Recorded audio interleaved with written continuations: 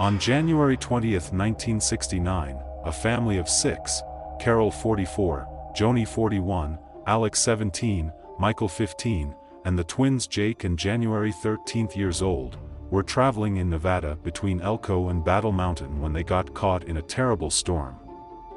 That night in the desert, something really scary happened. 2 employees found something strange and unsettling the following day. 10 years later, during an interview with a journalist, Jake told his story. "I'll never forget the song by Jim Morrison that was on the radio as we were traveling down that desolate stretch of road. There's killer on the road, his mind is strange like a toad," the lyric said. "We left Salt Lake City around 3 p.m., heading to Reno to see our cousins for Thanksgiving. We planned to stay at a hotel on the way. I remember Dad saying, 'Hey guys, we're in Nevada. There's nothing here but sagebrush.' He was right. I looked out and saw that was pretty much all around us. We had about 6 more hours to drive, and it was starting to get dark. I dozed off and woke up to Mom saying, 'Carol, it's raining heavily. Will we be okay?' 'Yeah, we'll manage. I might have to slow down, but I've driven in storms like this before,' Dad replied. Looking out through the windshield from the back seat, I saw the rain pouring down. Even with the wipers on high, it was tough to see. I started feeling nervous. Dad drove for about 20 more minutes before saying, 'This is getting worse. I'll stop for a bit to wait it out. We'll find the next hotel and call it a day.' He took the next exit off the highway. Sometimes, these exits in the desert lead to dirt roads or nothing at all. Later, I learned that this part of Nevada had many old mines, some from over 100 years ago. As Dad maneuvered the car into a parking spot, he said, 'Let's stop here for a bit. I'll take a quick nap, and hopefully, the storm will ease up.' We all settled in and gradually dozed off amidst the quietness of the car. Abruptly, I awoke to the sound of Dad attempting to start the car again. But it stubbornly refused to respond. 'What's happening?' Carol asked Mom. 'I'm not sure. It won't start, feels like the battery's dead,' Dad explained. He raised the hood to inspect. The storm had nearly subsided, leaving only a light drizzle. When Dad returned, he sighed, 'Can't find any issue. Nothing's loose.' Mom inquired, 'What's our next move?' 'I'll walk to the highway and try to flag down help. Hopefully, it's not too far,' Dad decided. 'Is that safe?' Mom fretted. 'We don't have many options. It's getting colder.' 'Lock the doors, I'll be back soon,' Dad assured before stepping out into the dimming light. While my siblings continued their slumber, Mom and I sat tensely, feeling the chill seep in, our breath fogging the windows. Suddenly, a loud thud against the car startled us. 'Stay inside,' Dad's voice rang out. Then, muffled sounds and an eerie silence followed. 'Carol. What's happening?' Mom's voice quivered with panic. I called out for Dad, my siblings wide awake, equally concerned and bewildered. 'Mom, where's Dad?' one of them urgently asked. 'I don't know.' Together, we clung together inside the car, enveloped in uncertainty, unaware of Dad's whereabouts or what awaited us in the looming darkness of the desert. He went to get help because the car won't start. After a short while, the car was hit by something, and I heard my father yelling for us to remain inside. He sounded as though he was having a fight. Then it abruptly stopped. I answered. A few minutes later, something tore off the car door, and we took off running. Michael said, 'I don't want to go back down there, but we need to find Mom and Alex.' 'Not me either.' 'I'm positive it was Alex who screamed from the base of the hill,' I exclaimed. Michael said, 'Let's start walking down the highway and hope a car comes along soon.' I gave him a nod of the head and followed him. There was still a light rain coming down, and my clothes were wet. I wasn't shivering yet because I'd been running, but I could feel the cold starting to set in. After a while, Michael stopped in his tracks and there were no cars passing on either side of the highway. He remained motionless for a while, appearing stunned. "Michael, how are you doing?" I inquired. After he remained silent, I shook him, put my hand on his shoulder, and repeated, "Michael, are you okay?" At last, he said, "We need to get off the road and find somewhere to stay for the night." "Why? What topic are you discussing?" "We simply need a car to drop by," I uttered. He turned and started walking off the highway into the desert without even looking at me or saying anything. "Jan. Look at me." "Jake, what do we do?" "I don't want to be out here alone," said January. Though I knew we should keep walking and stay on the road, I couldn't decide whether to follow Michael or do what was right.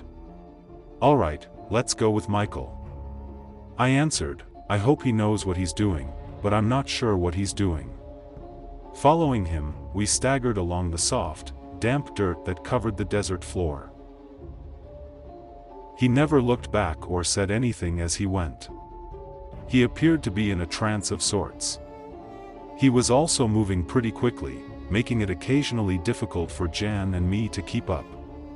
Still, it seemed that keeping going as we were kept us warm, so that was a good thing. Fortunately, it had stopped raining and the clouds were beginning to part, allowing the stars to shine through and improving visibility in the dark. We reached the top of a small hill overlooking a valley, and I would have guessed that we had walked for several miles. The sky was clear now, and I could make out what appeared to be a few old houses in the distance. Since I couldn't see any roads and no lights were on, I figured the houses were old and deserted. At the top of the hill, Michael appeared to pause for a moment before continuing on his trance-like stroll in the direction of the houses. "Michael, wait. Why are you going there?" I asked. He kept moving away from Jan and me, and I never heard back from him.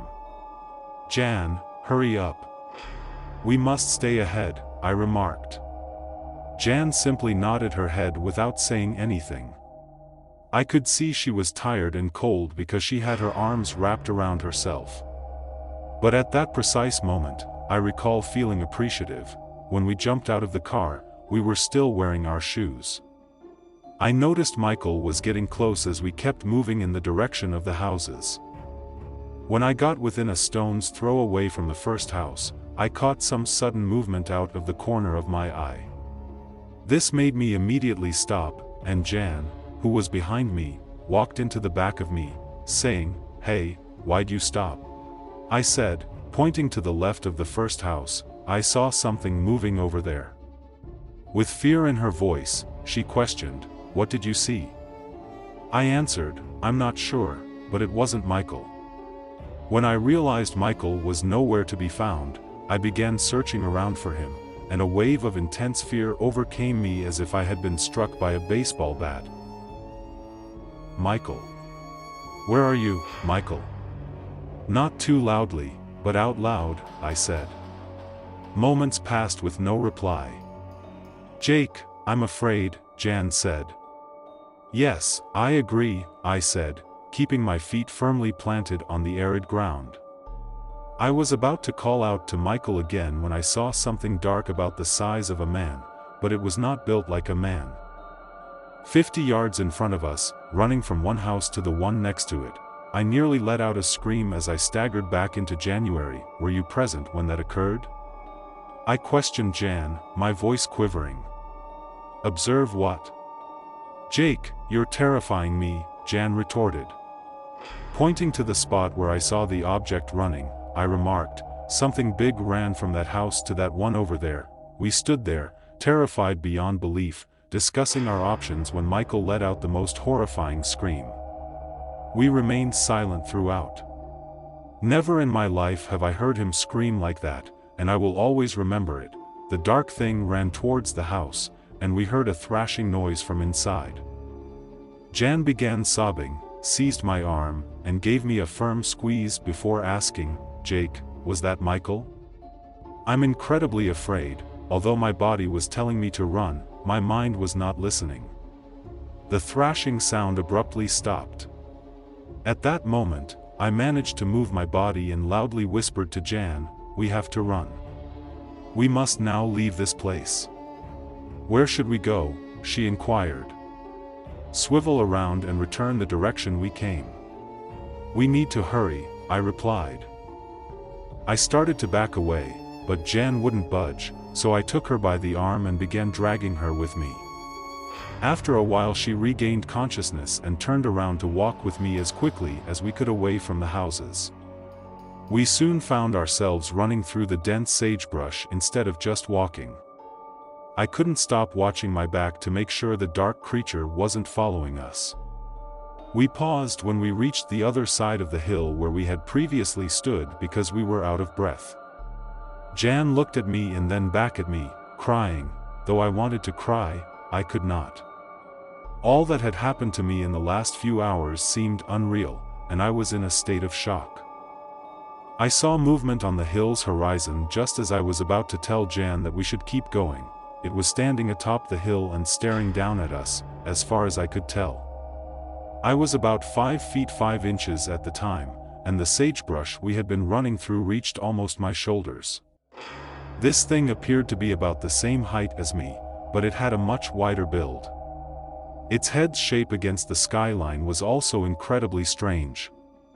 It can't be a man, whatever it is, I thought. I took hold of Jan's arm and urged her to look up at the object atop the hill. "We must now flee." She gave a little shriek when she saw it too, looking up. We turned and ran again, very quickly. Not that I knew which way to turn. My knees were trembling from fear, which made it difficult for me to run and nearly led to several falls. I wasn't even interested in checking to see if the thing was behind us at this point.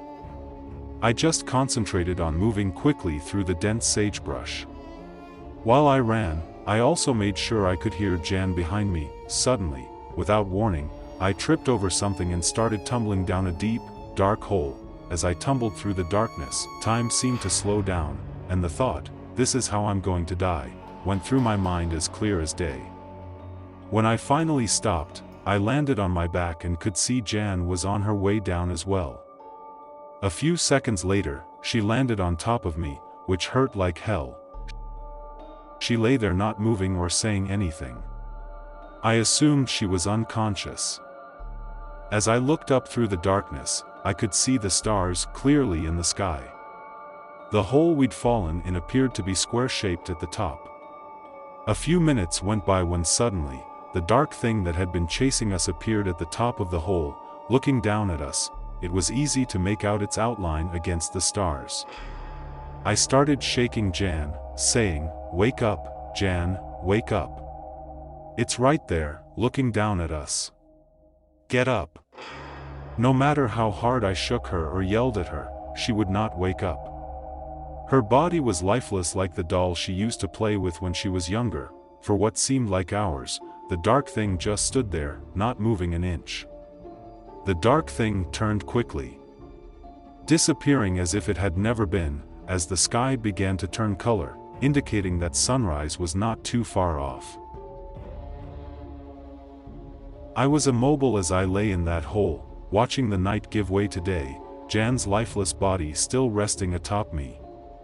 I knew Jan was dead, so I was finally able to cry while holding her.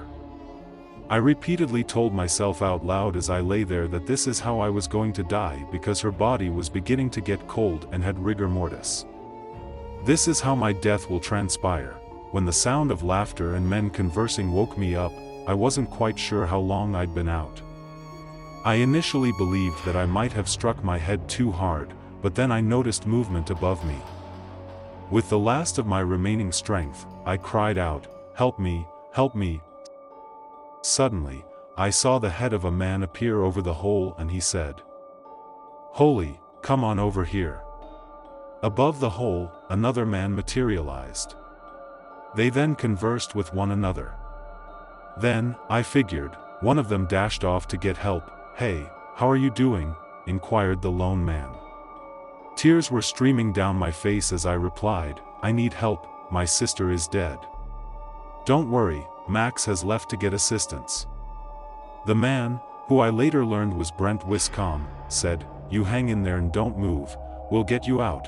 A few hours later, the sheriff's department found the hole and was able to save Jay and get Jan's body out. Jake sustained numerous cuts and fractures. A broken neck from falling into the hole was listed as the cause of death when Jan's body was sent to a coroner.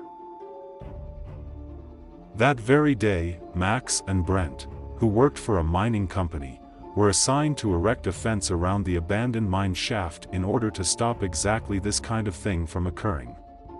The other family members were the subject of an organized search party, but their remains were never found. All that was left of their car was bloodied, torn clothing.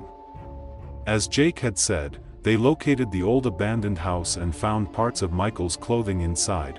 Jake was sent to live with his uncle and cousins in Reno after spending several days with the sheriff's department, and he stayed there until his death. Jake's answer to questions about the dark thing was always the same: evil. In May 1994, two 17-year-old close friends from Stonebrook, Oklahoma, Jacob Rivera and Nolan Bennett, asked Jacob's mother to give them a ride to the lake so they could go fishing. But the boys were gone when Jacob's mother came back to get them later that day. One of them was found walking along Highway 3 the day after, about 50 miles from their fishing location. It was quite strange and hard to believe what he told the authorities. This is his story. "I still can't believe where I am right now. What happened to me and Jacob is hard to accept," he recounted. Jacob's mom dropped us at the lake around 7 a.m. We usually aimed to arrive earlier, but I had trouble waking up. As we arrived and saw the serene lake, I commented on what a great day it would be for fishing. Jacob agreed, familiar with our preferred fishing spots where we usually had good luck catching crappie. After starting to fish, with minimal success, Jacob suggested exploring different spots around the lake. We moved along the bank, casting our lines at intervals, hoping for better luck. As we approached a wooded area, we stumbled upon an old, run-down camping trailer, oddly parked there without any tire tracks leading to it. Jacob found it strange, and I noticed the trees obstructing its access. Surprisingly, Jacob wanted to investigate further, urging a quick look before returning to fishing. Reluctantly, we approached the trailer. About 20 yards away. The closer we got, the stronger my urge to turn back became. The dense foliage was a challenge, with mosquitoes buzzing around us. As Jacob attempted to check the door, there was sudden commotion from inside, like something rushing toward us. Startled, we sprinted away, hearing the door open and swift movement behind us. Jacob went one way, yelling something I couldn't quite hear, as I ran, struggling against branches hitting my face and blocking my sight. My eyes were watering badly, making it hard to see, but I kept running. It seemed like there was no end to the bushes and trees, which meant I was heading away from the lake, deeper into the forest. After running for some time, I stopped behind a large tree to catch my breath. The second I stopped, something hit me hard in the back of the head. I hit the ground, and then darkness enveloped me. The next thing I remember was waking up in a dark place, the smell of dust assaulting my nose. I tried to move my hands and feet, but they were restrained, and there wasn't much room for maneuvering. I was drenched in sweat from the intense heat. I cried out, but it was obvious that the darkness would not allow my voice to travel very far. I had a lot of macabre ideas while I lay there in the dark. My mind began to worry about Jacob and where he might be, and I couldn't stop wondering why I was there and who or what had struck me in the head. Trying not to cry, I hoped he was alright because he had been my best friend for the longest time. Suddenly, and without warning, it felt as if whatever I was in started moving, which I guessed was a trailer by the lake. There was a low humming noise that got louder and louder. I thought, how could we be moving? I remembered where the trailer was parked, and there were no visible vehicles around. The humming sound persisted for a long time, and then suddenly it stopped, it felt like we'd stopped moving too. I had almost drifted off to sleep when a jolt woke me up wide awake. Fear and panic surged through me. I had no idea what would happen next. Minutes of uneasy silence passed, then I heard what I thought was a sound of struggling, followed by something being slammed down on a hard surface, making a loud noise. Horrific thoughts raced through my mind as I started thinking about Jacob. Was he tied up in the dark like me? Or was that sound him? I continued struggling, attempting to move my hands and feet to break free. I felt like I was making a bit of progress, but it was hard to tell because of the small space and my mind going wild with panic. The next thing I remember was being grabbed by my hair, yanked out of the space I was in, and dragged along the floor. Then, whoever was dragging me abruptly stopped. I lay there on my stomach with my hands tied behind my back, too scared to move. It took some time for my eyes to adjust, but when I looked up, I let out a blood-curdling scream. I couldn't believe what was in front of me. On the wall of the trailer, there was an upside-down cross with Jacob's headless body hanging, his head just below his body. The expression on his face was unbearable. He looked like he'd gone through immense pain and suffering. I closed my eyes, hoping it was all just a dream. A few minutes later, I opened my eyes, expecting to see Jacob's head and body again, but instead, there stood a man glaring down at me with a stare I'll never forget. I vividly remember the whites of his eyes. He wore black pants, was barefoot, and the rest of his body was covered in black paint. He had drawn something in the paint on his chest that extended down to his stomach, an upside-down cross, and below it, the name Malthus written like he'd used his fingers. He didn't say anything as he effortlessly lifted me off the floor and then slammed me down on a table in front of Jacob's body. I fought the urge to scream as I was now just inches away from Jacob's decapitated head. The man then walked behind me, and I could hear him searching for something. After some commotion, he returned and stood over me, holding what I believe was called a sickle in one hand. He started saying something I couldn't understand as he raised both arms in the air. I remember thinking, this is how I'm going to die. I closed my eyes, preparing for what I feared would be a horrible fate as I lay there, waiting for death. I swear I heard something, someone or something speaking. The voice was deep, hoarse, in a language I couldn't grasp. I forced my eyes open to see what lurked. And there it was. The scariest thing my eyes ever beheld, behind the painted man. It resembled a half-man, half-beast, covered in a shroud of black hair, towering on two legs, staring with fiery red eyes. I can't put into words what its face looked like, perhaps I never will. I glanced up at the painted man, who nodded knowingly as the entity, without warning, morphed into a massive black bird and vanished. The man slowly lowered his arms, pivoted, and ambled back from whence he came. Just as he grabbed the sickle, I lay there, grappling with the shock. Out of the blue, the painted man returned, seizing me by the shoulder and yanking me off the table. I crashed onto the floor, pain coursing through me. I shut my eyes, bracing for the end. Instead of ending me, the man gripped my hands, slicing through my restraints. He freed my feet, leaving me sprawled out, contemplating my next move. Suddenly, he seized me by the hair, propelling me toward the door. With a swift motion, he flung it open, dragging me outside until I hit the ground. I swiftly turned to face him as he loomed over me, questioning my identity and purpose. Who are you? Why are you doing this? I yelled, desperation lacing my voice. His piercing gaze bore into me as he uttered, I am the hand of the dark god, the dark messiah, the vengeful one. He pivoted, vanishing into the trailer, leaving me dazed. I wasted no time, scrambling away from him, though my numb feet hindered my escape. As I stumbled, casting glances back, it astounded me, it had vanished entirely.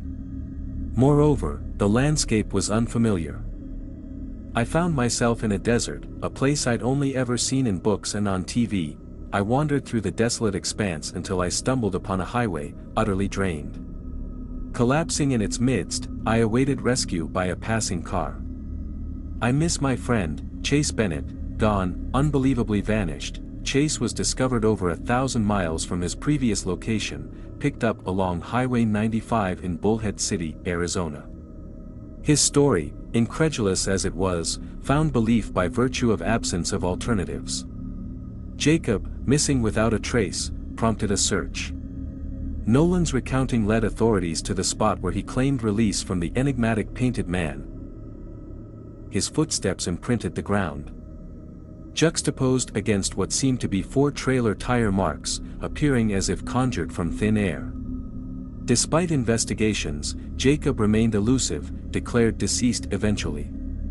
Nolan withdrew, shunning interviews, consumed by the quest for the green and white camping trailer, a pursuit he continues to this day.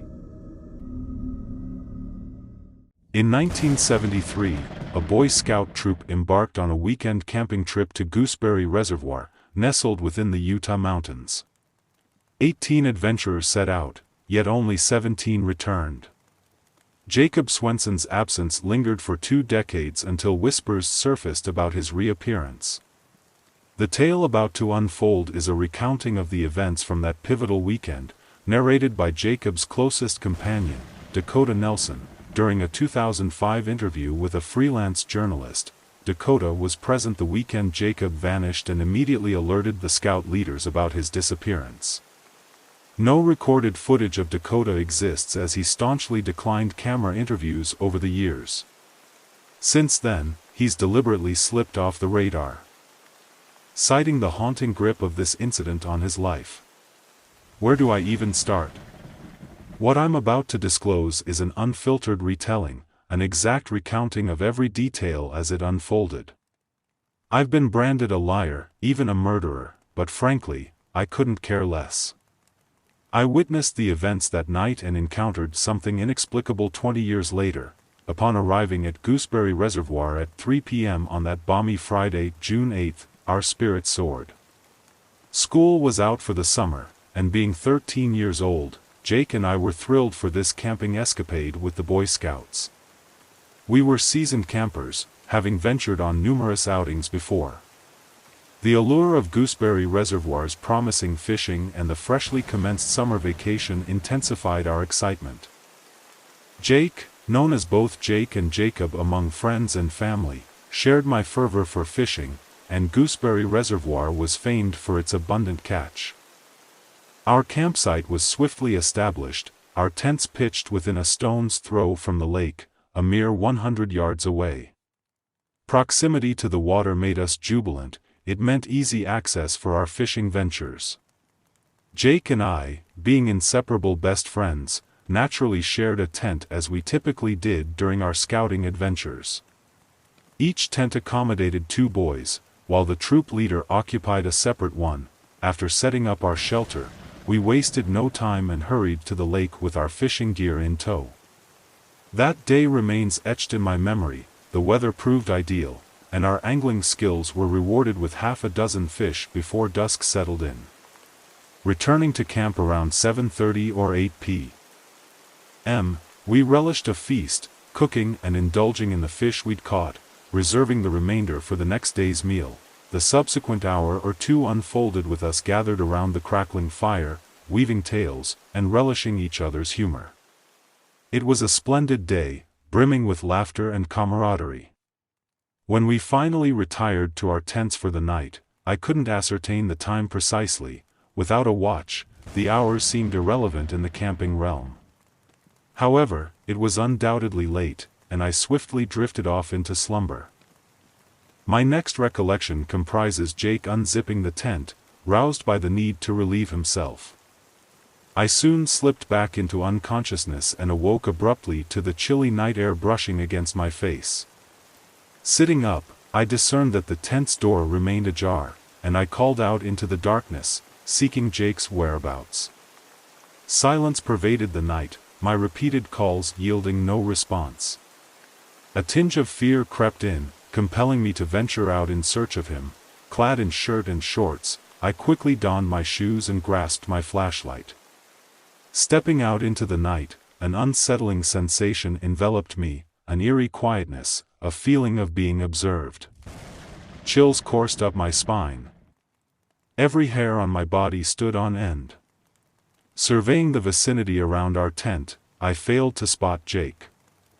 I wandered about 10 yards away, calling out louder this time, yet the darkness swallowed my calls, echoing back only a haunting silence. I was starting to panic at that point and decided it was time to wake the leaders up and let them know. Their tent wasn't more than 20 yards away, so I walked over as fast as I could, looking behind my shoulder every step of the way. Once I woke them up and told them what was going on, they didn't waste any time jumping up and getting out of the tent. Once the leaders were out of the tent, they decided to wake everyone up, not only for a head count but also for help trying to locate Jake.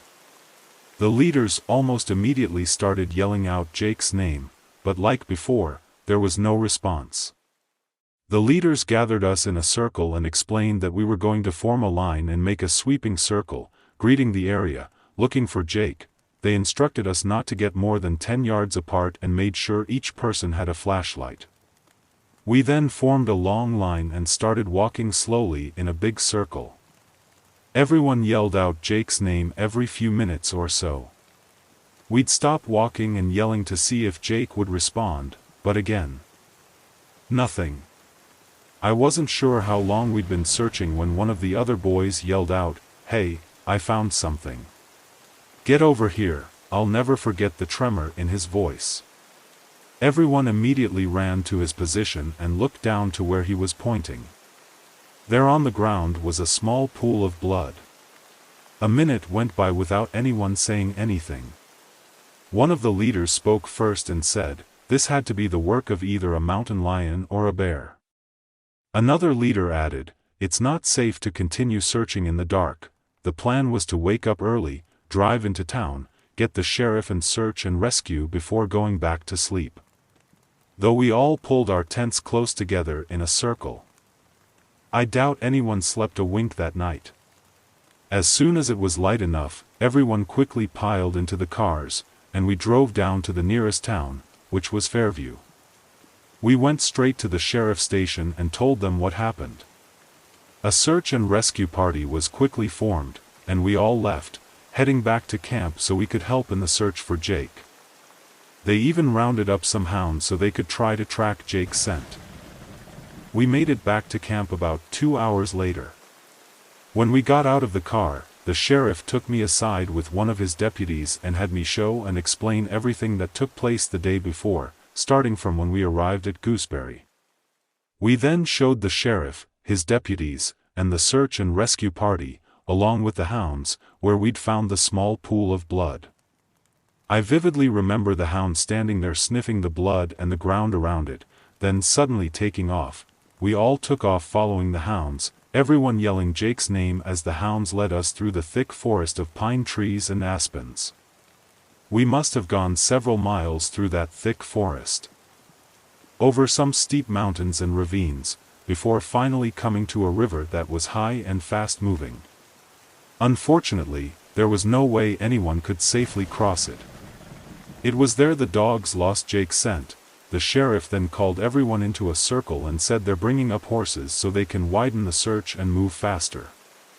He instructed the scouts and leaders to head back to camp but to stick around until they said we could leave. It took us a while to make it all the way back to camp. As we made our way out of the thick forest and our camp came into view, we could see just how many more people had arrived. A news van had even arrived, and they started running up to us as we approached the camp. Our leaders were quick to get in front of us so they couldn't bombard us kids with questions. One of the main leaders of our scout troop decided to talk to the news reporter and simply give them the facts of what happened.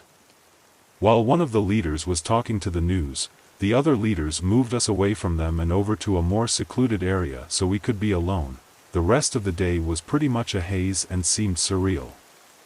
I remember people scurrying around camp all day, but I vividly remember Jake's parents coming up later in the day. They were distraught and asked me a lot of questions, mostly about the events that unfolded and where I thought Jake might be. All I could do was repeat everything I had said many times that day, I don't know. Because I truly didn't know where my best friend was. I would have given anything to bring him back. I felt despair and emptiness that day and wondered what I could have done differently. I blamed myself for many years after that until I realized I was just a kid at the time and there was nothing more I could have done. It's not as if someone can plan ahead and prepare for these things to happen. They searched for Jake for several weeks after that but were never able to turn up anything. The search was eventually called off, and Jake was forever declared missing, his parents refusing to declare him dead. The strangest and most unbelievable part of the story, though, took place just 20 years after Jake disappeared. I don't talk about it much, as most people don't believe me. But again, I don't care. I was there, and they were not. I'd been back to Gooseberry Reservoir several times after Jake disappeared, to go fishing but mostly to remember my best friend. The summer of 1995 was the last time I ever went back, and I'll never go back again.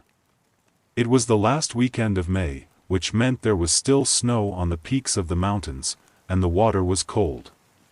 This also meant there weren't a lot of people around. In fact, I don't recall anyone else being there that day. I always went back to the exact spot where Jake and I caught all those fish the day he disappeared. I arrived early in the morning, around 6:30 a.m. Fishing is always better in the early morning. I unloaded my fishing gear, put some bait on my line, and casted it out. I always brought a camping chair when I went fishing, so I set it up and plopped down in the chair, starting to drink my coffee. I'm not sure how much time went by, but it wasn't long.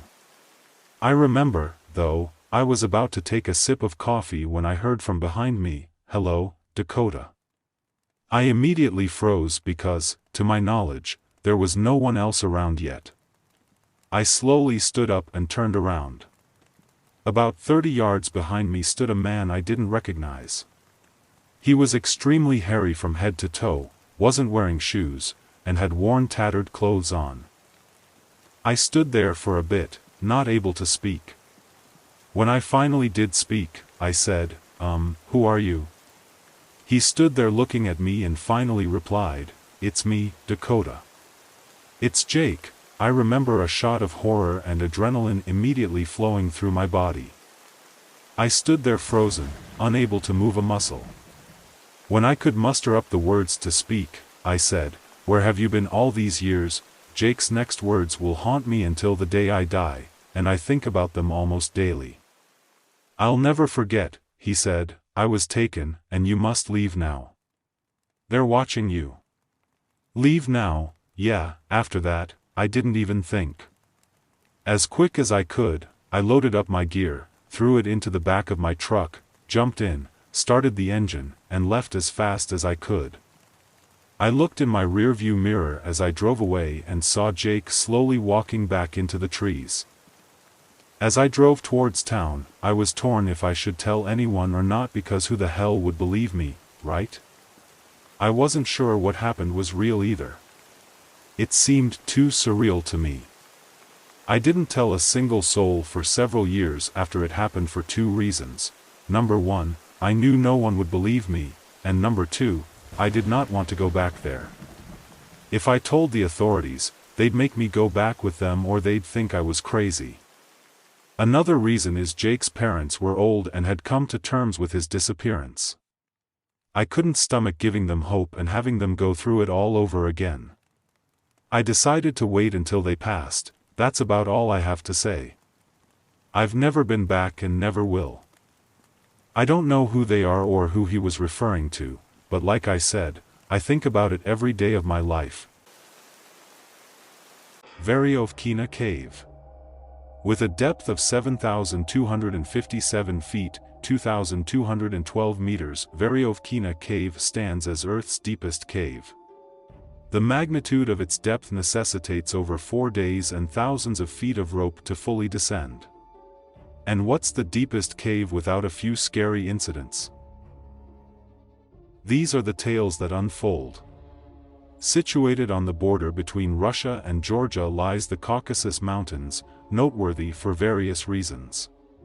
Firstly, it houses Mount Elbrus, Europe's loftiest peak, towering at 18,500 feet, 5,639 meters.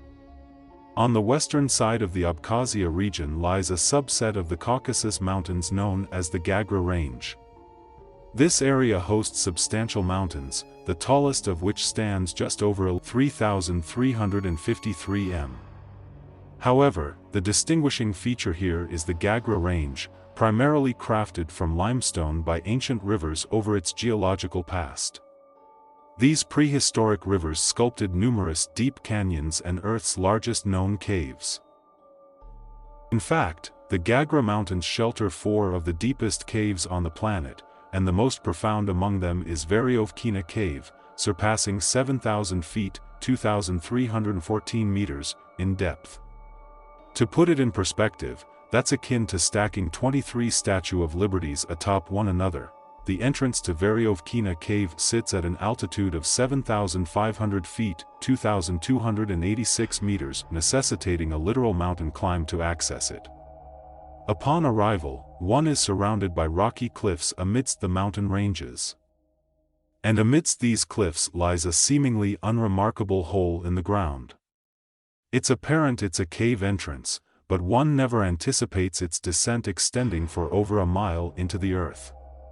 Upon its initial discovery in 1968 by a group of spelunkers, they delved only 377 feet, 115 meters, before resurfacing. Later, in 1983, a separate team from the Perovo Speleo Club in Moscow rediscovered the cave. Over the following 3 years, a series of expeditions probed its depth to around 1,400 feet, 427 meters. However, inexplicably, no further explorations occurred until 2000. Resuming that year, it wasn't until 2015 that a new shaft was unearthed, revealing Veryovkina Cave's true depth. By 2017, the cave's maximum depth extended from 1,400 feet to 7,200 feet, mapping over 17 kilometers of tunnels and passages. Finally, in March 2018, the cave's official nadir was discovered at the base of an underground lake, where the cave intersects the water table, solidifying Veryovkina Cave's total depth or 2,212 meters. 6 months later, in September, the Perovo team returned, accompanied by photographers Robbie Schoen and Jeff Wade. Led by team leader Pavel Demidov, the same team of elite cavers from the Perovo Club that conducted seminal descents of Veryovkina and other deep caves in the Gagra mountain range returned. Their expedition aimed to collect samples of potentially undiscovered species and explore promising horizontal passages at the cave's base, while documenting the entire venture with Robbie and Jeff. In an average cave of moderate depth where one can ascend and descend within a day, a considerable amount of equipment is still necessary, including food and extensive climbing gear for each team member. In caves as vast as Veryovkina Cave, the descent mirrors an expedition akin to climbing a tall mountain. If you've ever explored anything related to Mount Everest, you might be familiar with the multi-camp system, establishing camps progressively higher up the mountain to store supplies and allow climbers to rest between ascents. For multi-day expeditions in mountains or sufficiently deep caves, transporting the required gear becomes too much for a single trip. In order to safely explore Veryovkina Cave, numerous trips up and down are required to transport all the necessary equipment. This cave, being extremely deep, has a total of 6 camps set up at different points along the path leading to its bottom. Before delving in, climbers suit up with specialized gear, clothing, harnesses, and helmets equipped with headlamps. They commence their descent down the initial shaft into the darkness, navigating through a series of narrow passages and tunnels to reach the first camp situated at 2,000 feet, 610 meters. This particular camp serves as a permanent storage space for emergency gear. Over the next 4 days, Robbie, Jeff, and the Perovo Speleo Club meticulously progressed. eventually reaching Camp 6, tucked away at 6,900 feet, 2,103 meters. The temperature throughout their journey hovered just above freezing. Their journey was a challenging one, involving crawling through mud and water, maneuvering through impossibly tight squeezes, and rappelling down a 100-foot, 30.5 m, shaft using only ropes. These ropes were their sole means of transportation in and out of the depths. Upon arrival at Camp 6, situated in a vast horizontal tunnel with flat sandy terrain, they established their base for the rest of the expedition. Over the following 3 days, the team embarked from their camp to accomplish their intended tasks. Among these was guiding Robbie and Jeff to the bottommost point of the cave. Upon reaching the lake at the base, the sight that greeted them was breathtaking. The lake, adorned by turquoise waters and surrounded by jet-black limestone, revealed its beauty in the darkness. The lake stretched out 50 feet, 15.24 meters, in length, 25 feet, 7.6 meters, in width, and plunged to a depth of 28 feet, 8.5 meters. Without the lights brought along, the area would have been completely colorless and shrouded in darkness. Everything seemed to be going according to plan until day 7, when 2 team members had to depart early. As they ascended to Camp 3, an unexpected event unfolded. Water began cascading into the cave. A massive storm on the surface had caused a sudden flood, sending torrents of water gushing into the cave's depths. Inside caves, communication wirelessly is near impossible due to the thick layers of rock. Hence, cavers rely on a physical line running the cave's entire length for communication. The 2 departing team members immediately utilized this line to warn others about the incoming flood pulse. Initially, those stationed at Camp 6 didn't seem overly concerned, as handling flood pulses was part of their expertise. However, their confidence wavered as the roar of rapidly approaching water became deafening. Despite being positioned at 6,900 feet, above the total depth of 7,200 feet, they realized that for the water to reach them, it would need to fill up 300 feet, 91 meters, of passages below. Roughly half an hour after the warning call, the distant rumble of water heralded its imminent arrival. Gradually growing louder, it resembled the approach of a thundering train. As it neared camp, the sound was nearly deafening, shaking the entire cave as if it were in a constant earthquake. Robbie, in the midst of preparing breakfast, hurriedly emerged from the tent as the noise intensified. The sight of a roaring column of water pouring down from the vertical shaft stunned him and the others. Despite their expertise, Robbie, less seasoned than the Perovo team, couldn't help but feel deeply concerned by the sheer volume and speed of the water rushing into the cave. As the flooding persisted for about 2 hours, the team found themselves in a dry spot, attempting to keep calm, much like their Russian counterparts. However, a member noticed a gurgling sound emanating from a small hole near their tent. Investigating it, they saw no water but felt it necessary to inform the team leader, Pavel. Concerned, they decided to check a nearby siphon to gauge the rising water table. Upon their return, they looked back at the hole. This time, water was visible, rising rapidly and almost spilling out. A glance at a team member's face signaled alarm. Robbie knew immediately they needed to evacuate, and fast. Amidst the deafening water sounds, chaos ensued.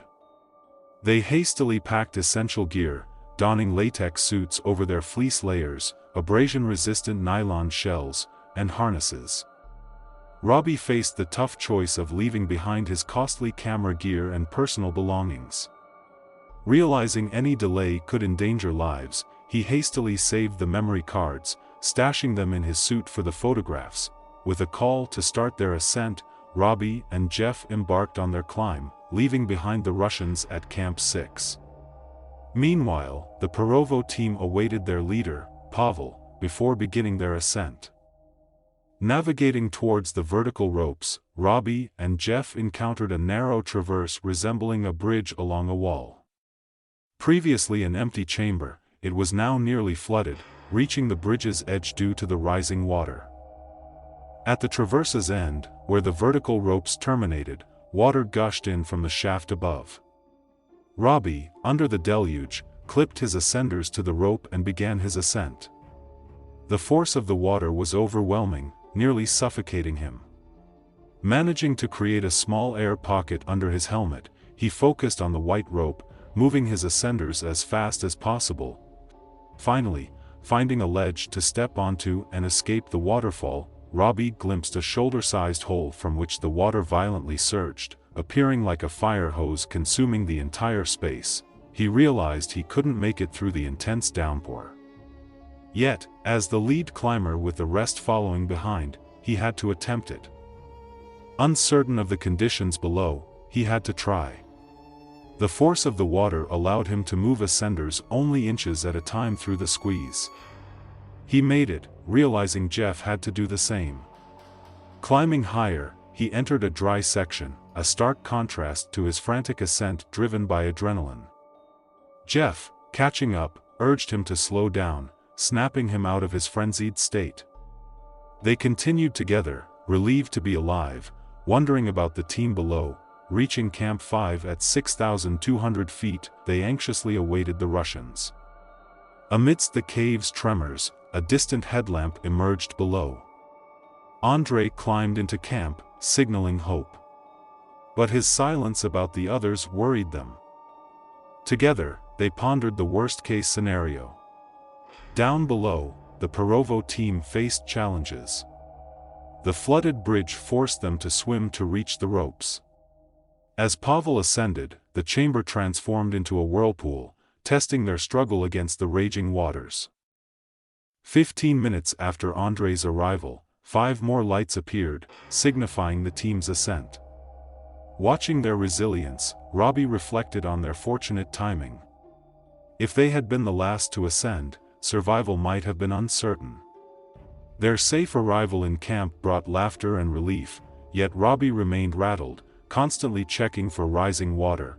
200 feet, 61 meters, above, a horizontal passage filled with water blocked their path. Trapped until the flooding receded, they hoped it wouldn't rise further. Pavel assured Robbie they'd wait until morning for the water to clear.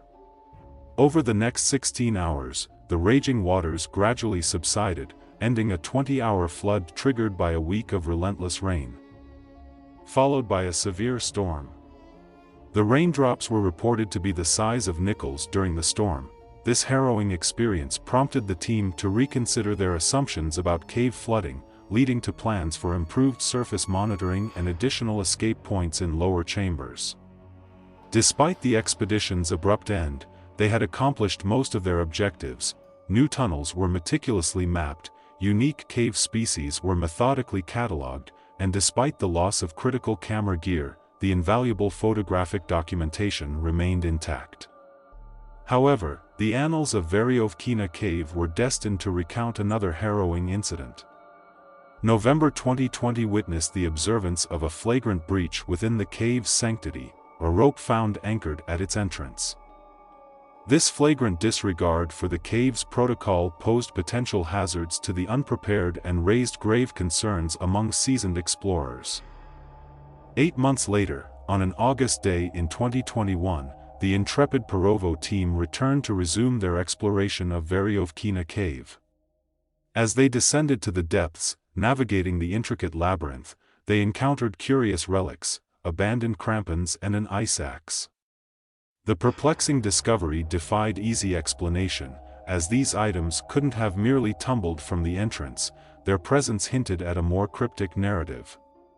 Undeterred, the team pressed forward, methodically reaching the permanent camp at 2,000 feet, 610 meters, the secondary encampment at 3,200 feet, 975 meters, and finally, at an astonishing depth of 3,600 feet. In the heart of the cave, a chilling sight greeted them, a solemn tableau of tragic fate. Amidst the unfathomable depths, the remains of a fellow adventurer lay in a state of advanced decay. Dressed in rugged camouflage overalls and sturdy tracking boots, the figure sported a helmet and clung to 2 cell phones, his only remaining connection to the world above. Tethered to the very rope that had once anchored his descent, the passage of time had mercilessly taken its toll. Forensic analysis painted a haunting picture, suggesting that this lone explorer had succumbed to the cave's unforgiving embrace many months prior. Though bereft of identification, the deceased was eventually identified as 37-year-old Sergei Kozev, a somber revelation made possible through a painstaking search of missing persons databases. The breakthrough in the investigation came with the extraction of pertinent details from the cell phones recovered from his person, unraveling the heartrending tale that ultimately led to his untimely demise. He also didn't tell them where he was going, despite the fact that he was heading to a location that fewer people had set foot in than the International Space Station. Based on the documents and screenshots found on his phone, it seems that Sergei had spent almost a year planning this trip. He had printed out maps and materials from the expeditions made by the Perovo team specifically to navigate down into the cave. First, he made the ascent up into the mountains, to the cave entrance using his crampons and ice axe. Then, he fixed a rope to the opening and descended down into the darkness of Veryovkina cave. Using the information that he had gathered from the Perovo team, he hauled all of his equipment in 3 transport bags through the tunnels and narrow passages. Then, using a lattice descender, he traveled down the massive vertical shafts all alone. He successfully made it to the first camp and then left some of the equipment later discovered by the Perovo team and then proceeded almost directly to the second camp. It was determined by the excrement found on site that he lived at the second camp for about a week before descending further into the cave. From the second camp, things got a bit more challenging. Beyond that camp, there are some larger and more technically challenging vertical shafts. In addition, the cave becomes significantly wetter from that point onward. As any caver knows, proper equipment is crucial. The standard fleece underlayer with a waterproof outer layer is crucial to surviving the cold and wet subterranean environment. It's unclear exactly what happened in Sergei's last moment, but it seems as though he realized that he wouldn't be able to descend any further through the water with the equipment he had. At which point, he would have tried to make his way back up the cave, but because he had already descended into a technically challenging area, he was unable to get back out. Sergei had brought ascenders for his hands, but he didn't have any stirrups for his feet, meaning that he had no footholds for any of the long vertical shafts. He must have tried to make his way out of the cave, but between the exhaustion and the cold, he eventually laid down to sleep one last time and never woke up. Upon finding his body, the parade team went back up to the surface and alerted authorities. Due to the difficulty of the cave and the depth that Sergei's body was found at, it would take a team of over 100 individuals to eventually retrieve it. It's also particularly risky to be in a confined space like a cave with a decomposing body because the gas that's given off from the decomposition process can build up and become toxic at high enough levels. Despite how many people were involved in the rescue, they still ended up having to cut Sergei into pieces to successfully remove him from the cave. After his retrieval, his body was finally returned to his wife and kids in Sochi. For now, Veryovkina cave is the deepest cave on Earth. But the Earth is a big place and caves are not nearly as readily viewable as their mountain counterparts. Veryovkina cave was only crowned the deepest in 2018. It remains to be seen whether it will hold its place as the deepest on Earth. Story 1. A group of friends chatting on the balcony notices a girl from the top floor of a nearby dorm sitting and swaying, starting around 1 in the morning. Without binoculars or a good zoom camera, they can't discern why she's swaying. She keeps swaying from side to side and back and forth. An hour passes, and she shows no signs of stopping. Jokes and theories fly among the friends, but by 3 a.m., the swaying continues. As it hits 4 a.m., the balcony door opens, and someone looks at the swaying girl for about 10 seconds before heading back inside, shutting off the lights. Despite the whole floor being dark, she continues swaying under the balcony's light. She's been swaying rhythmically, uninterrupted, for 3 hours. One friend tries to jest, heading to the far end of the wide balcony alone, saying, "What are you doing?" towards the girl. Just then, the balcony light goes out. Thinking it's a prank by their friends, they turn back, but the light returns, and their friends remain motionless, sending a chill through them all. The fun ends abruptly. Feeling uneasy, they huddle silently on the balcony, feeling a tingling sensation in their stomachs. One girl starts crying, and a few others try to lower the fuses to spook them further. But before they could touch the fuses, the power goes out, plunging the entire compound into darkness. The mood shifts, fear grips them, and they hold on to each other quietly. Another girl starts crying more intensely. Their attempts at humor or a prank vanish as they feel a sense of foreboding. 5 minutes later, the power returns, and all eyes dart back to the dorm's balcony. The girl is still swaying under the balcony's light. There's nearly an hour until dawn. They hastily retreat inside in groups, too scared to wait and see what happens next, and everyone goes to bed. The next morning, the balcony is empty. The fear from the previous night is kept at bay, hidden behind their jokes. They gather on the balcony again as night falls. They share personal stories about the night before and laugh. Some friends, still fearful, begin writing scripts about the swaying girl. One says, "Imagine if she stands up and points at us suddenly, shouting, 'I see you.'" The girls start feeling scared again, while the boys continue laughing. Then, someone says, "What if she suddenly turns towards us and appears beside us in 3 moves?" The girls let out slight screams. Suddenly, the swaying girl appears on the empty balcony again, immediately sitting and swaying. Fear fills the air once more. Despite it not being a real danger, they all feel a similar tension to the previous night. One of them points at the girl and says, "What if she jumps off the balcony?" A classic horror movie trope sends shivers down their spines. What if she jumps?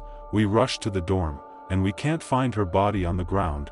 When we ask the warden about the top floor, they say, no one's lived there for 5 years after a girl committed suicide. It's empty. Goosebumps cover everyone, and they agree not to stretch the night further. They disperse to their rooms, and that night ends. But it's the last night they see the swaying girl on the balcony. Weeks later, in the morning's clear light, someone sees the girl on the balcony again, with another girl sitting next to her. She's swaying as usual. Using a recently acquired camera, they zoom in to get a close-up view. The girl they've joked about and feared for weeks is clearly visible on the camera screen, chatting and laughing with her friend while still swaying. But even then, they never discover the reason behind her constant swaying or the mystery surrounding her actions that had caused their 2 nights of fear. Story 2. I lived in a bizarre little house as a child. It was incredibly tall and thin, like an attached house except freestanding, with 3 floors, a basement and an attic. It was full of quirks, such as 2 fully functional fireplaces, a shower stall in the center of the basement, a backyard so small that you could not take 5 paces without hitting the fence, and an old-timey rope-pull dumbwaiter that led from the kitchen to my bedroom. I loved that weird little place, but unfortunately it was incredibly old, and half of its charm was the fact that it seemed to have been designed by an inarticulate conclave of lunatics, and eventually the repair costs exceeded what my parents were willing to sink into it. And we had to move.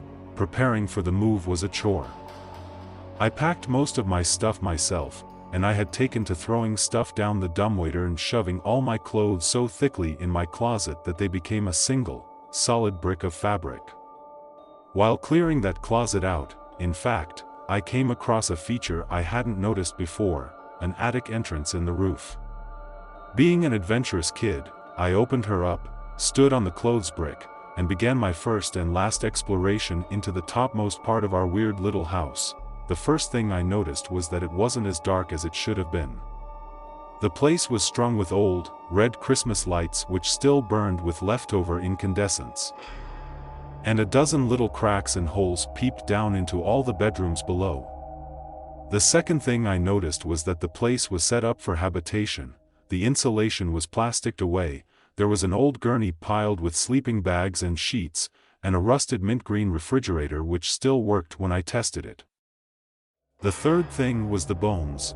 There were a lot of bones. I was a kid at the time, with a limited understanding of anatomy, but there were bones of all types heaped into a series of piles around the center of the attic. Small and large, clean and white, from every and any imaginable sort of creature, haphazardly stacked in a half-dozen osseous clumps. 2 of them were blackened, as if someone had tried to burn them, and the walls nearest those blackened piles were scrawled in dark bone-char messages.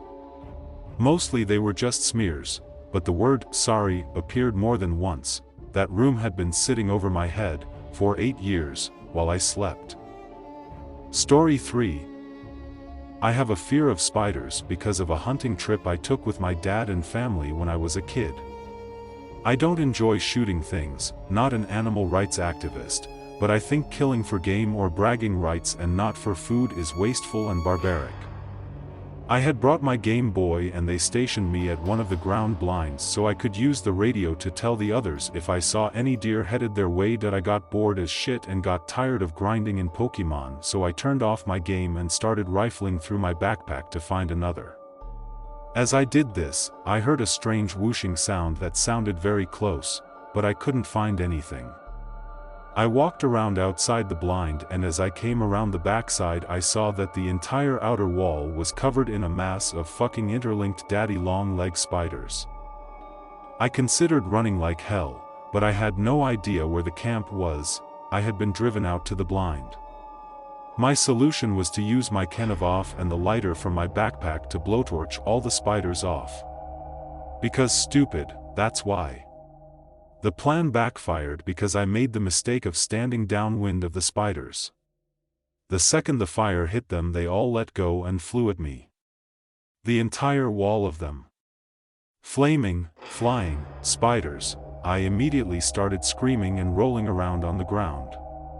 I took off all of my clothes and immediately phoned my dad on the radio and told him to come get me and that we were going home. I have never sworn or cried so profusely in my life. I eventually went through therapy regarding this event, and now I just hate spiders in general and prefer not to be around them. Story 4. A week after gaining my CPR certification, I had to try and perform CPR on a woman dying of a heroin, probably other drugs too, overdose. I was at a thrift store with some friends looking for Halloween costumes, and someone came in saying that someone was passed out in the parking lot. I was in the dressing room, and it just got super quiet, so I came out and told them I was certified and I'd go take a look and that they needed to call 911. I go outside and don't see anyone on the ground. Someone comes out and shouts that the person is in the car that's parked far out by itself. I ran over and honestly freaked the fuck out. She was pretty much already dead. Completely blue in the face, slumped against her car window. She had the red druggy rings around her eyes, but those were blue too because she was so oxygen deprived. We opened the door and I'll never forget that when we turned her head to see if she still had a pulse, she had tears running down her face. We pulled her out of the car, put her on the ground, and took her pulse again because the first person to do it wasn't sure. We started CPR and the ambulance arrived about a minute after. They got her strapped up and in and continued CPR. They had another ambulance come and those EMTs got out and there was literally like 6 of them surrounding her. The cop told us they had administered some type of drug that can apparently reverse heroin overdoses if given in time, but she was pretty much dead already. They would do the necessary stuff until they could get to the hospital and call it, according to him. I also remember when we opened the door there was heroin needles and empty pill bottles all over the floor. She wasn't very old. We also think she had kids. She had some toys and a car seat, plus 2 names tattooed on her. Story 5. I was delivering a hot tub to this contractor/realtor in this fancy gated community near Branson, Missouri. When I arrived, the construction workers were in charge of telling me where the thing was supposed to go. It was going on the 4th floor balcony, but because of the way the house was built, the 4th floor was ground floor. The other 3 floors were on the side of a hill, but the driveway was even with the first 4th floor entrance, if that makes sense. So, lot of construction going on, but to get the hot tub on the balcony, I had to make a ramp, take it from the drive, down into the yard, up a ramp to the porch, through the living room door, across the living room, out the back patio doors onto the deck. Problem with this was, the deck was unfinished. A huge section of decking was missing. They had literally installed only enough decking so that I could go from the patio doors to the far corner of the deck where the hot tub would sit. There was no railing. The hot tub weighed 900 pounds and it was a 4-story drop if I fell. The construction workers volunteered to help me. We got it out onto the deck, crossed the narrow bridge of installed decking to the corner, and I was about to lay it down. You move these on a dolly while the hot tub is on its edge for clarification. Laying it down isn't that hard. You tilt it, bring it down to your lap, grab the strap securing it to the dolly and lower it to the deck. It's very controlled and I'd done it thousands of times. However, this deck wasn't finished, so the contractor wanted to leave it on its edge. It's a lot harder to take it off when it's standing up, because the dolly is under a 900-pound tub, but I've done it before. I told them that we would have to put blocks under one side of the dolly, tilt the tub and pop the straps to release the dolly so it could be removed from the area. Then you tilt the hot tub back, remove the blocks and then set the hot tub down on the deck. Problem: the deck wasn't wide enough to allow me to do this safely. I popped the strap on the hot tub, put the blocks under, and I tilted the hot tub, but that put me with my feet 4 inches from the edge of the deck with nothing but 4 stories of air behind me. We were able to free the dolly on one side, but not the other. The hot tub had to be leaned over further toward me. I tell everyone to freeze, and they do. I didn't want anyone messing with it because I had to shift my feet back 5 inches so my heels were off the deck. I'm freaking out, but it's all going smooth. I have a construction worker on each side of me helping support the tub, 3 construction workers freeing the dolly, and 1 useless worker playing with the strap that is going to secure the tub to the house so that the wind doesn't blow the tub over. We are inches from having the dolly freed when one of the construction workers freeing the dolly gets impatient and kicks the corner of the tub to dislodge it from the dolly. It works for him, but unfortunately for me, I didn't have my feet set yet. I shout that I'm falling. The 2 guys beside me take the weight of the tub, but no one can get to me. My arms are windmilling, I'm bent almost double backwards trying my damnedest to stay on the deck. I can see the boulders down below out of the corner of my eye. I'm falling and there isn't anything I can do about it. I feel myself go. I'm falling. My heels slip out from under me and no one can reach me. But then suddenly, I'm flying forward. Something is under the small of my back and it's slamming me into the bottom of the tub. The dolly is removed and the tub stood up with me hugging it before I find out what saved me. The useless guy playing with the strap had already secured one end to the house. When I fell, the strap was already behind me, hanging off the deck. The construction worker pulled it tight with all his might, arresting my fall. It wasn't there for that purpose, but he saved my life that day. I would have been dead if not for him. I thanked him by sending him and his wife and kid to Breckenridge, Colorado for Christmas. It was actually a vacation I'd saved for and was about to surprise my wife and daughter with. But I felt he deserved it more. Plus, my wife and daughter didn't know anything about it. Yeah. That was one of my most scariest moments ever. 3 of my friends and I were spending the night together on New Year's Eve about a year ago, and we decided we wanted to spend the night in a tent outside really close to the woods. We were laughing and fucking around, you know, normal teenage things. Then, we heard this rustling outside in the leaves. Figuring it was just an animal or something, we shrugged it off. At this point, it was nearing midnight and we had a flashlight on in the tent and we were blasting music. That's when all hell broke loose. We heard this chirping noise outside. When I say chirping, I don't mean it was like a bird or a raccoon, but this unearthly chirping that didn't sound like any animal at all. In fear, we were about to be ambushed. I demanded my friends temporarily turn off the lights and the music. At first they looked at me like I was crazy, but I strengthened my tone. Turn it all off. Now. At this point, they knew I was serious, so they turned it all off and listened. There it was again, this unearthly chirping that didn't sound like anything. My friends and I were shitting bricks, but I was a little bit braver than the rest of them.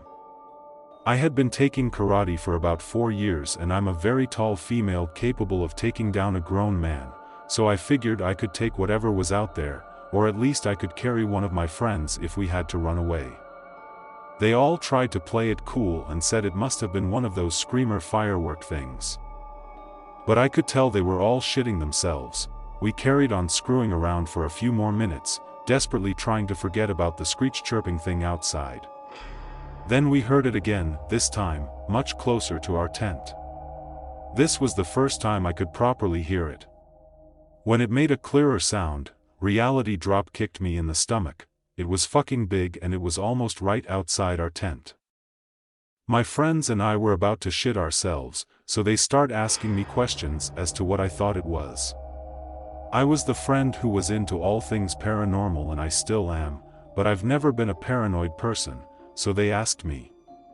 I told them just as a suggestion that it could be a skinwalker or a flesh gate, because I read somewhere that they mock the voices of your friends of emit noises that they think will lure out their victims. I only said this because I thought that could explain the scream chirp, but I think they were really scared. We heard it again. At this point, everyone was shitting bricks and one of them eventually called her older brother to come and hang out with us for a while. While he was there, just our luck, we couldn't hear the chirp screech anymore. Damn. We hung out with him for a while until we all decided to go on a walk with. The walk was fun and my friends were terrified because we were walking around in the dark, but I've always liked the dark, as it was so vast and mysterious. I was also hoping we would find the flesh gate so my friends would stop acting like stuck-up little shits that weren't scared, because I could see they were shitting themselves. Part of me was also terrified to see what would happen if we stumbled across a flesh gate, but her older brother had a knife with him and I was prepared to stab it if he wasn't. Fast forward later into the night, we were blasting music again and playing with a multicolored strobe light. Probably not the best way to avoid being jumped in the night now that I think about it. My friend's brother had left us his knife in case we heard anything else that night. My friends all decided that I was the only one who would be brave enough to actually stab someone or something if it came to it, so I was in charge of holding the 6-inch knife all night. Thankfully it was in a sheath, because despite my training I'm quite clumsy, especially this late into the night. I couldn't help myself taking the knife out of the sheath because it was so interesting and beautiful looking. There it was again. The same. Fucking. Chirp screech. I unzipped the tent to look, knife drawn, and heard something scurry away quickly into the woods. Since my friends didn't hear it, I left it alone. Everything was fine for the rest of the night, that is, until I was the only one awake. I heard this horrible scream howl much more blood-curdling than the chirps. It kept getting closer to the tent and then backing away, like it somehow knew I was the only one awake. It circled us, made itself sound distant, then come back with another howl. One of my friends briefly awoke and told me it was probably someone having a party. But I could tell she was just saying that so she could get the sleep she desperately needed. Me, however, I could go for 3 days straight without having to sleep once. I was perfectly fine without sleep unless I had a long day of school the next day or something. Believe me when I say, I didn't let my guard down once. I listened to this thing and the location the cries took place.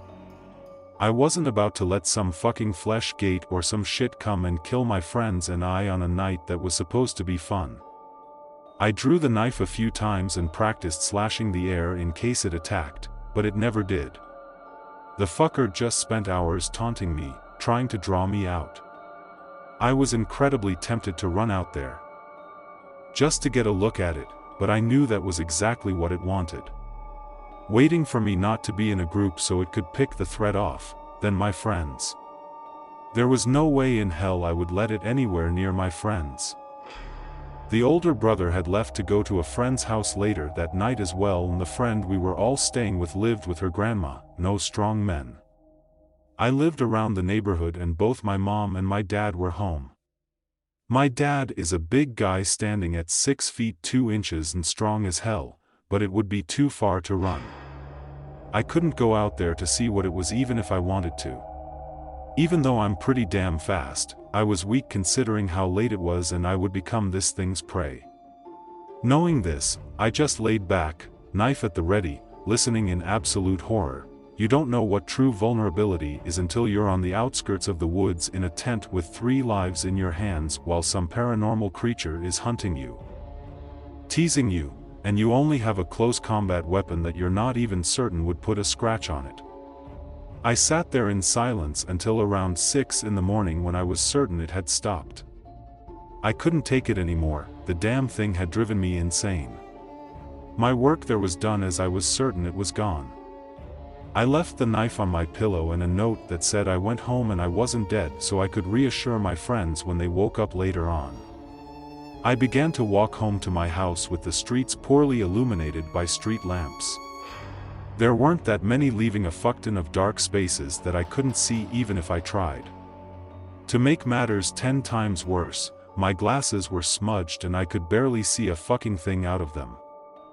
I knew it was better to my advantage if I kept them on though, because I'm blind as a bat. I scanned my surrounding my whole way there, keeping my eyes on every direction this thing could attack me from. The fucker was probably just waiting to get me alone, but I wasn't going to let it do anything to me. When I finally got to my house, the door was unlocked to my relief, so I could get in without my parents hearing me. Unfortunately, this was 5 in the morning and, as I mentioned before, clumsy as ever, so I bumped into everything as I tried to navigate myself to my room, where I forced myself to go to sleep.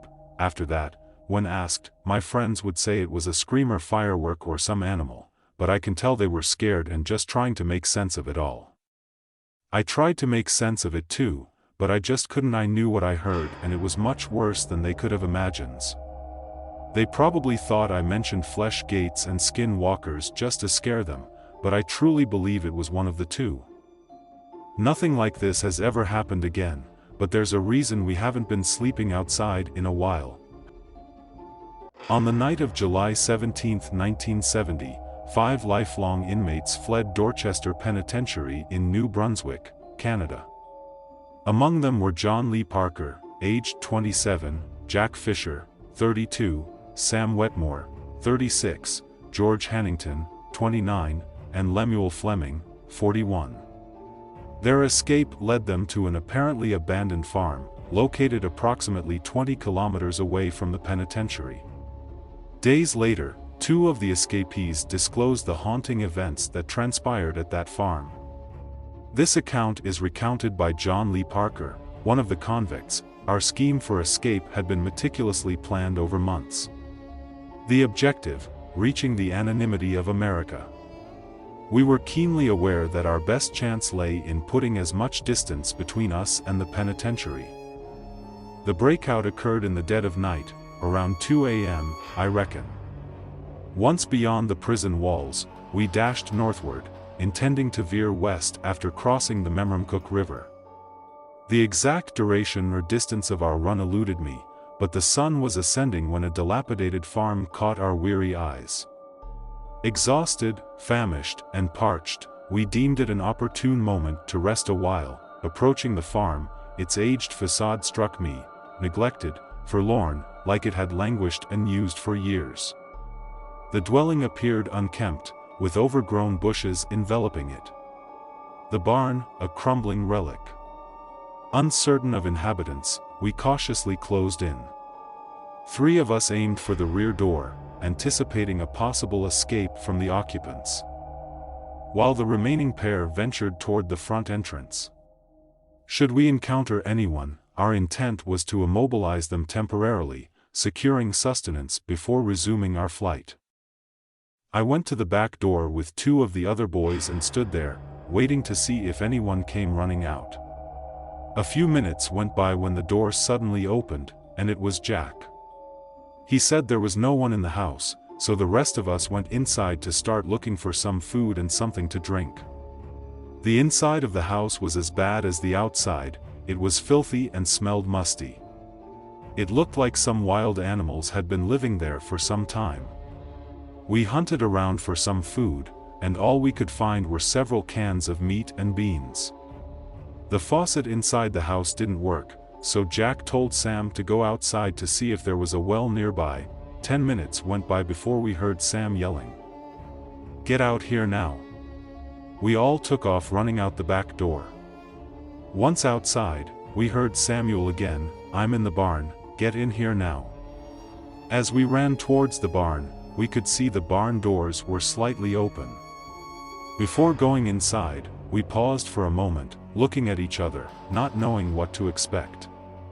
We were already jittery and on edge. I was the first one inside the barn, which was somewhat dark. As I stepped inside and my eyes adjusted to the darkness, I could see Sam in front of me with a strange look on his face. Then, out of the corner of my eye, I noticed what appeared to be a man a couple of meters away from Sam.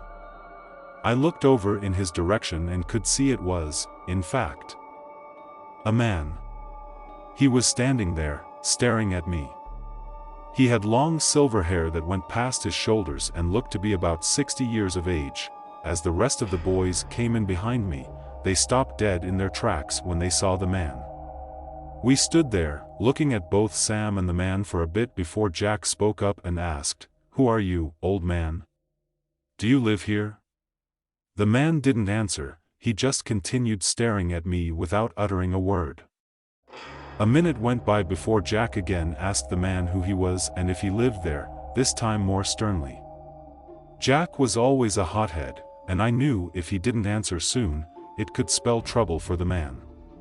Another minute went by before the old man slowly turned his head, so, he was now looking at Jack and responded in a calm, confident voice, "I do live here and have for a long time." I noticed the old man had a slight accent that I couldn't quite place at the moment. Jack then said, "Sam, George, grab that chair over there and find some rope to tie up the old man." They both knew Jack's temper well, so they wasted no time in grabbing a nearby chair and finding some baling twine. As they grabbed and tied the old man to the chair, he didn't fight back or say anything. He continued staring at Jack with an expressionless look on his face. A chill went through me. Something was not right about this man. I thought about my father, who murdered my mother when I was 14 and was a fiend to me and my siblings, so spotting evil had become second nature to me. I kept my thoughts to myself, though, showing weakness in front of the boys was not something I was going to do. Jack then instructed Sam to go grab the canned food we'd found in the house and asked him if he'd found a well with water in it, to which Sam replied he had. As Sam left, Jack turned his gaze towards the old man and asked, "What's your story, old man? How do you live in a hellhole like this?" The old man didn't respond at first, he just sat there glaring at Jack. When he finally spoke, he said, "Let me tell you, gentlemen, a story since it looks like I might be here for a spell. I was born a very long time ago in Sisteron, France. When I was a young man, about your age, I suspect something terrible happened to me. It has led me to be unable to die. Since I no longer fear death, I long for it. Each day that passes is one more day I must remain on this godforsaken earth. Judging by your attire, gentlemen, I can see where you came from. I do not care what your business is or what plans you have. I only ask you leave before nightfall." Right then, Sam startled us as he walked in with the canned food and a bucket of water. We all jumped a little, and Jack made light of the situation, saying, "Crazy old man, Sam, bring me the food and water." What the old man said and the way he said it frightened me. This was not the way a crazy person talks or behaves. I looked over at the old man, who then lowered his head and was quiet. We then went and sat down in an area of the barn that was light enough for us to see when we ate. As we sat, we passed around the cans of food, sharing what little we had. The rest of the boys made light-hearted conversation about what their plans were when we made it to America, but I couldn't shake the unnerving feeling. This old man was dangerous. After we finished eating, Jack said, "Someone needs to go take the first watch on the loft. The area surrounding us is wide open for several kilometers, so it would be best to travel by night so we don't get spotted." We crossed several rivers on the way here and went upstream a ways before going back on land. So it should take the dogs a while to find our scent. George then said he'd take first watch as the rest of us went to different parts of the barn to try and get comfortable so we could get some sleep.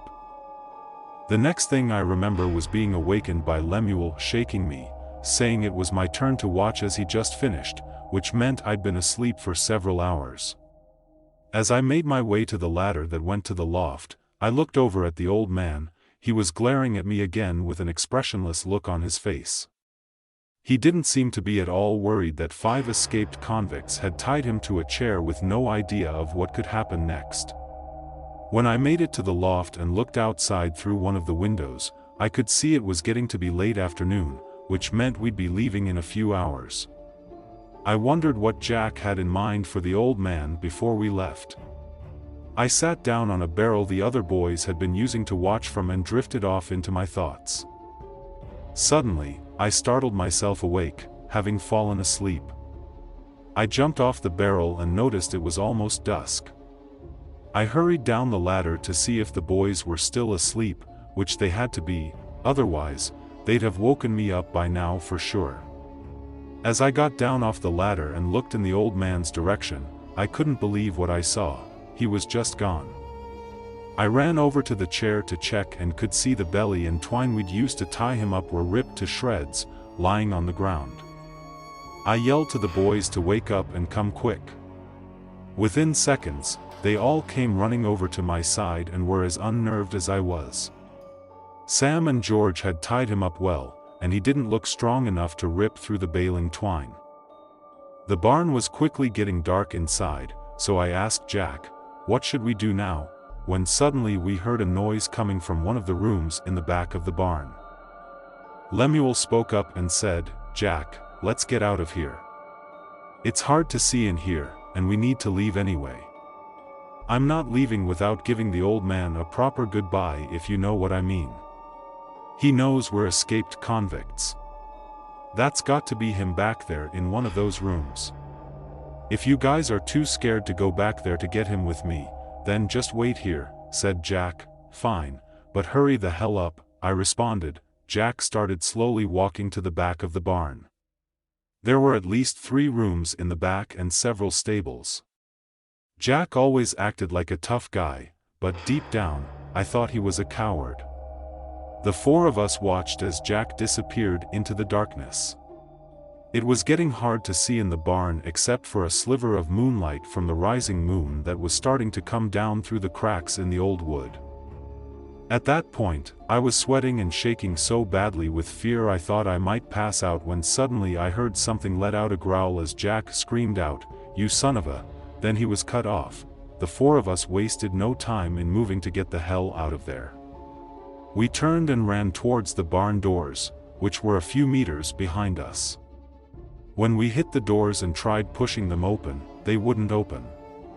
We fumbled around for a bit, trying to figure out why we couldn't open the doors. When we found out why, Someone had put a chain through the doors with the padlock on it, locking us in. "Oh hell, what are we going to do now?" asked George. "Find a way out." "Come on, we need to get out of here now." "Let's see if we can find somewhere we can squeeze through," I responded.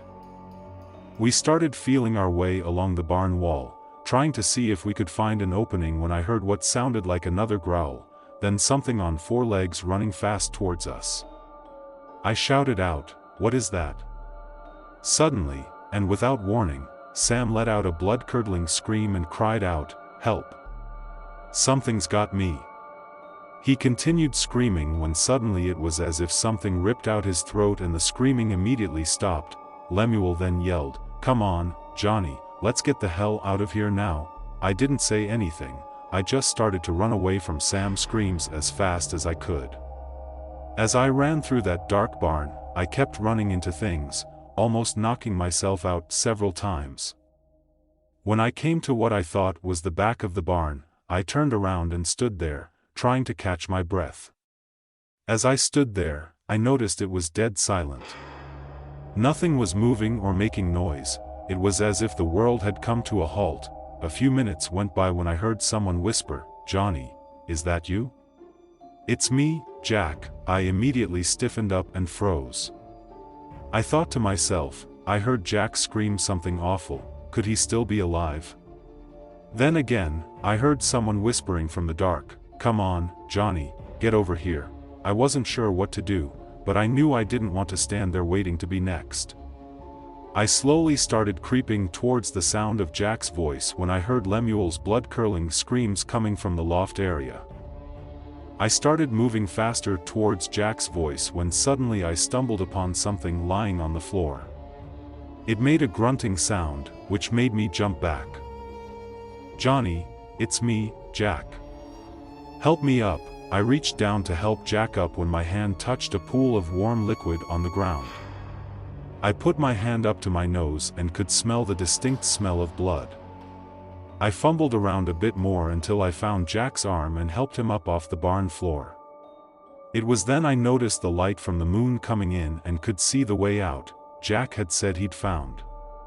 We hurried as fast as we could. Being Jack was torn up badly and bleeding when we got to the hole, the light was coming through. I pushed on the barn's paneling, and it opened up just enough we could fit through. Once outside, we started heading back the way we'd come. I couldn't stop looking over my shoulder as I helped Jack along, thinking we were for sure next. We continued walking all night to try to get as far away from the farm as possible. When it got light enough, we found a busy road to try and get some help. It didn't take long for people to figure out we were escaped convicts, and then we were picked up by the police. I thought Jack was going to die sometime during the night, but the tough bastard held on. After John Lee Parker told his story to the warden let the local police know, who then went to investigate the farm. When they went inside the barn, several of the men said it smelled like an animal's den. While searching the barn, they found the old man on the loft sitting in a chair reading a book. When asked who he was, his response was, "What took you so long?" He was placed under arrest for the suspected murders of Sam Wetmore, George Hennington, and Lemuel Fleming. As the search in the barn continued, they found a hidden room under one of the rooms. It contained the bones of several dozen people, including Sam and Lemuel. The bones had been picked clean except for some fairly fresh tissue that still covered the bones. Over the next month, a search of the entire premises was conducted. There was never an exact count of how many bodies they found, but they suspect as many as 100 different bodies may have been found on the farm. George's body or bones were never recovered. They searched the house as well, finding many old items, some dating back to the 1700s. An old photograph that matched the old man was found. Experts say the photograph dates back to the 1850s and was taken in France. No one knows how or when the old man came to live on the farm, as it had been abandoned for 30 years. The old man was sentenced to prison, and there he stayed until 1984. One day in the summer of 1984, he vanished. It's thought he escaped. A search was organized, but he was never found.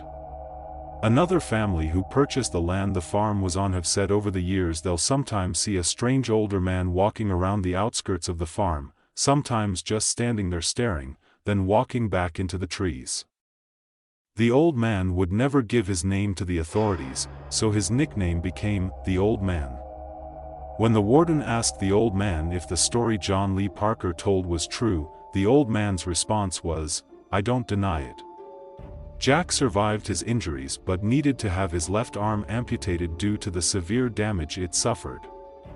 His story correlates with John's story. When the warden asked John Lee Parker what he thought killed the other men, John's response was a werewolf. For more scary horror stories, please subscribe.